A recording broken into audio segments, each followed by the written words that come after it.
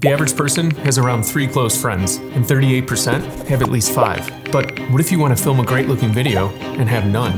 Well, some of the biggest and best YouTubers on the planet have no friends, and yet they still manage to create cinematic videos all by themselves. But how? I had to know, and so I spent days incessantly watching 4 of my favorite YouTubers' entire channels until I had some answers. So in this video, I want to share 4 tips I discovered along the way, and the one thing they all have in common, so you can use them to start making better videos without ever making a friend. But first, what does it mean to be cinematic? It's a term I don't really care for, but it's all over YouTube. And to me, it really just means looking, sounding, and behaving like a movie. Of course, that's pretty vague, and how do you do that? Well, depends.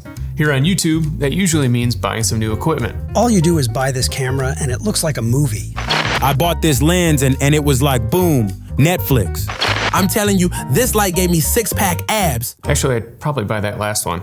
But for this video, I don't want to focus on camera gear, and instead I'm going to look for tips anyone can use to make their videos more movie-ish. Is that a word? And so to start, I watched the entire channel of a YouTuber that I think makes incredibly cinematic videos, mostly by herself. If you don't know Kariza, she's documenting her real life, turning the mundane into the spectacular. And it's easy to get immersed into this world she's created, relaxing, calm, and upbeat. Take a look at this sequence. I was such a sad boy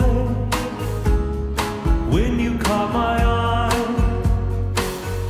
You were only into bad boy. Because she films most of her videos by herself, accomplishing a sequence like this requires a combination of 2 things. The first is called coverage, which at around 3 hours of watching her, I found she talked about here. This means getting a variety of shots for the scene you are filming. I'm not gonna lie, this takes a long time. So she's setting up the camera, filming a take, moving the camera, and repeating the process, getting a variety of shots along the way. And this is really important. You can never have enough coverage because, well, variety is the spice of life. I always try to get at least 5 types of shots when filming a scene. A wide shot to establish a scene, a medium shot for dialogue and action, close-ups to convey emotion, inserts to focus on specific details, and a creative shot to just have fun with it.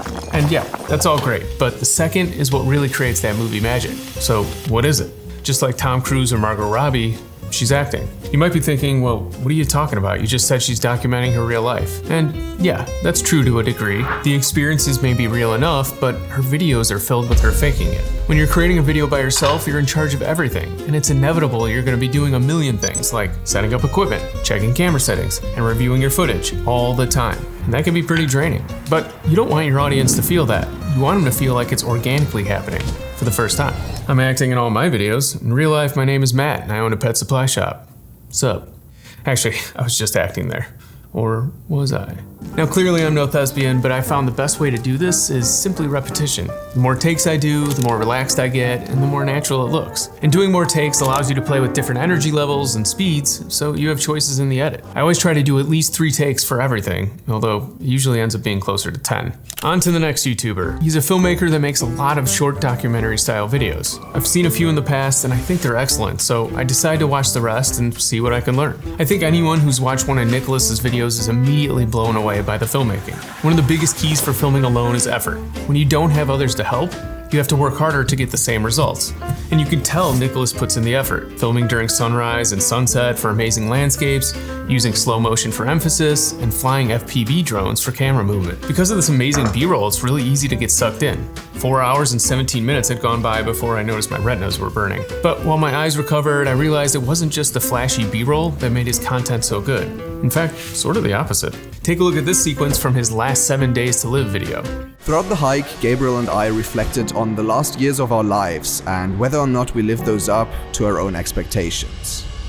So I gotta admit that throughout the last couple of days, I haven't really been thinking about death at all. But now that I only have 3 more days left to live, this experiment actually starts to become kind of real. It's a lot of effort. If I only had 7 days to live, I'm probably just gonna binge eat on the couch and watch reruns of The Office. Instead, we have it all. The mountains, the water, the slow motion, but mixed in with all those clips, a simple handheld shot anyone can do. Because he's often the only character in his videos, he uses these to talk about his struggles or emotions or whatever he's trying to accomplish, and intercuts it with amazing B-roll of him doing those things.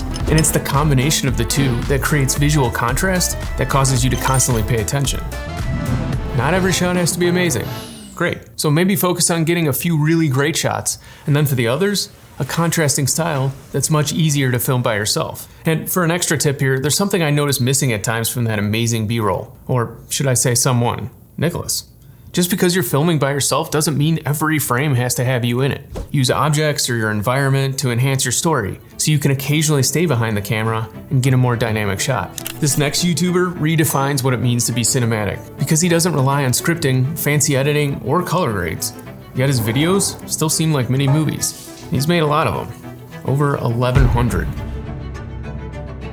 Well, let's be honest, of course I didn't watch all of them. The first thing I noticed about Casey's old videos is that they're not polished.